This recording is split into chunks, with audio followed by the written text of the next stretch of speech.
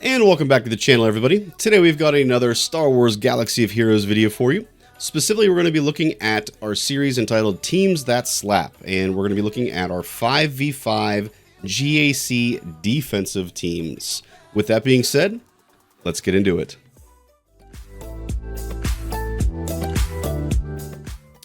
Alright, so first and foremost, this is a top 10 defensive teams that are not Galactic Legend teams. I am an 8 million, roughly 8.1 million GP player, very upper mid-tier is what I would say.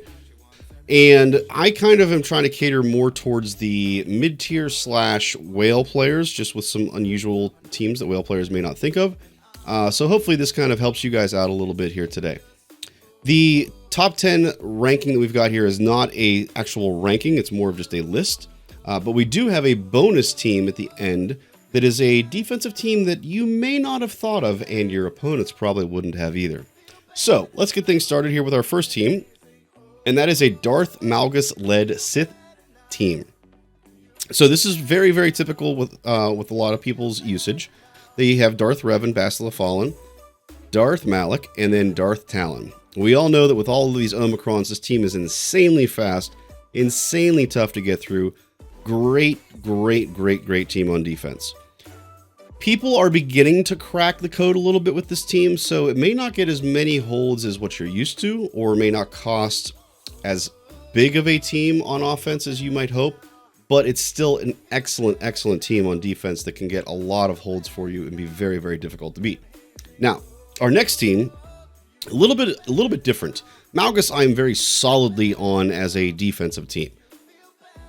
The Starkiller team is very good for offense in particular, in my opinion. I have them listed as a defensive team.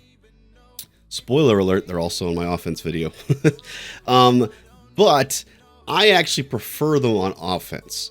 Now, I have them here simply because they are a great team on defense still. If you are a whale, for instance, you're probably going to use these on offense.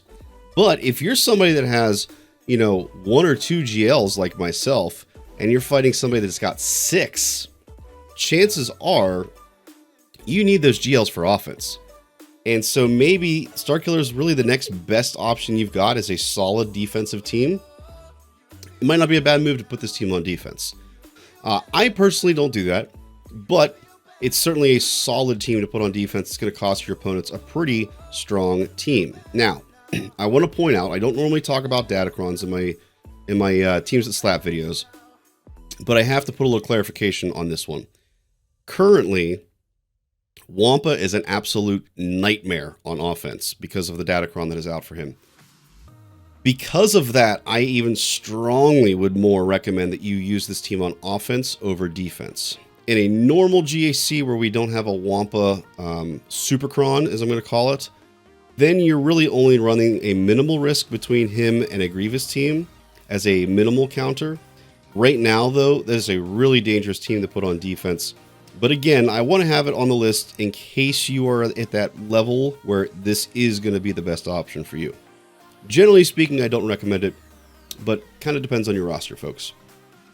Okay, next team we have is GAC, General Skywalker. So the General Skywalker 501st team, a lot of people actually use this team on offense. I do not like that. I prefer it on defense. You're going to notice a theme as we go through our different teams here. I like teams on defense that have that kind of nuke power, as I call it. That means that they are able to just come out and nuke a character, maybe even more than one character. Malgus is a great example of that. Malgus himself can just do an insane amount of damage. Malak can just one-shot somebody. That team has a ton of survivability and the potential to just destroy a character. GAC is much the same way. Ton of survivability, but also the potential to absolutely destroy a character and cost your opponent banners and maybe even a match. Starkiller is a little different. There's a little bit more control with that team. You're able to control the opponent's team a lot better with a Starkiller team. Because of that, I tend to lean more towards a team like that on offense versus a team like General Skywalker, even though this is a very viable counter to Malgus at this point in time. I still prefer General Skywalker on defense because of his ability to rob banners and potentially hold teams. Maul, much a similar way. The Maul-Lorian team, very similar. There's not a lot of control with this team, but they will absolutely nuke somebody on your team if they're able to get going. It's very important that you have a fast team against the Maul-Lorian team, and or a team that can shut them down and control them, similar to the Bad Batch, for instance. Apologies for my dog in the background. Next up, we have a CLS team. CLS is very, very good on defense, but unlike the previous 3 teams that I really, really like on defense, I actually prefer CLS on offense, much like Starkiller, because he's able to control the opponent. Again, kind of the theme that we've talked about here. But if you're someone that doesn't really need them on offense, you would prefer some stronger teams on offense, CLS is a great way to go for a defensive team. It's going to cause a lot of problems for your opponent. AdRad. AdRad is a similar situation where AdRad can be very good on offense and defense.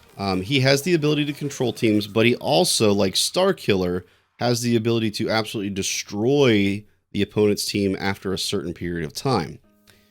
The key to this team being good on defense, in my opinion, is that you need 2 tanks, folks. If you don't have dual tanks for this team, use them on offense. They just will not get the holds on defense with a single tank, or even potentially no tank. I have seen this team with no tanks before, and it's an easy win. Please make sure if you're putting this team on defense that you have 2 tanks. K2 is probably the preferred first tank, and then SRP/Baze are a solid second tank option as well. Next up, we've got Qui-Gon Jinn. Qui-Gon Jinn with his Omicron. Similar concept we talked about before, the nuke team, so to speak. Jedi Knight Anakin will destroy the opposing team if he gets the right kind of turn and circumstances to happen within the battle. Obviously, folks, if you don't know how to mod this team, Jedi Knight Anakin should be fast as all get out. You want offense all over the place, so that when Qui-Gon dies, Jedi Knight Anakin just destroys the opposing team. Very, very good team. If you have it modded really well, it's pretty much going to guarantee that your opposing team has to use a GL against it, which is great. All right, next up on the list, we have kind of a probably surprise character on our team. Right? Not necessarily a surprise team, but a surprise character. Our team here is Dash Rendar and the Scoundrels.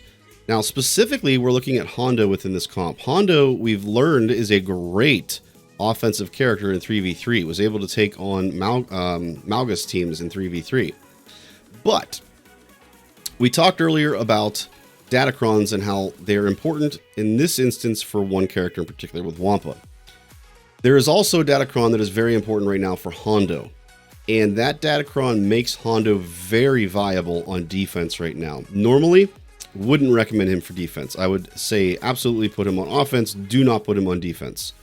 But because of the current Datacron that's out there right now, folks, he is very, very viable on defense and will do some serious work on this Dash team if you can get him up and running. Very, very good team. Highly recommend it. Okay, our next team is Bam, Beskar Armor Mando, and his Scoundrel team that kind of accompanies him. There's a lot of variations on this team, but the core factors are Kuil and IG-11 typically are with him. This is very much a mid-tier team. Most upper-tier players, anybody 9 mil and above, even probably some players that are 8 mil and above, quite frankly, are not going to have this team on defense, and that is simply because Bam is really, really effective with a Fennec comp to be able to counter some GLs. So take this one with a word of warning, folks. If you're at the upper echelon of the game right now, this is probably not going to be a defensive team you're going to want. But if you're mid-tier, anywhere from 5 to 8 mil, this is still a very solid defensive team that can get some holds and cause your opponent some problems. Next up, probably the one that none of us want to hear about, and that is the Inquisitors, folks. Obviously, the optimal version right now is the Grand Inquisitor-led Inquisitors. Even if you don't have Grand Inquisitor, like let's say that you've been working on the Inquisitors and you've got them geared up, ready for the Grand Inquisitor event, put them on defense, folks. I faced one of these teams in the last series of 5v5, and I had no idea what to do. I was very, very concerned, very confused. Just people don't know a lot about their kit because they don't want to farm them. They don't want to know anything about them. So if you have them and you're working on them, put them on defense, folks. They're going to cause problems. They may not do a ton of work. They may not be able to get a ton of holds, but more than likely your team is or your opponent's either going to go in with overkill, which is good for you, or B, go in and underkill and end up losing. Either way, it's a good scenario for you folks.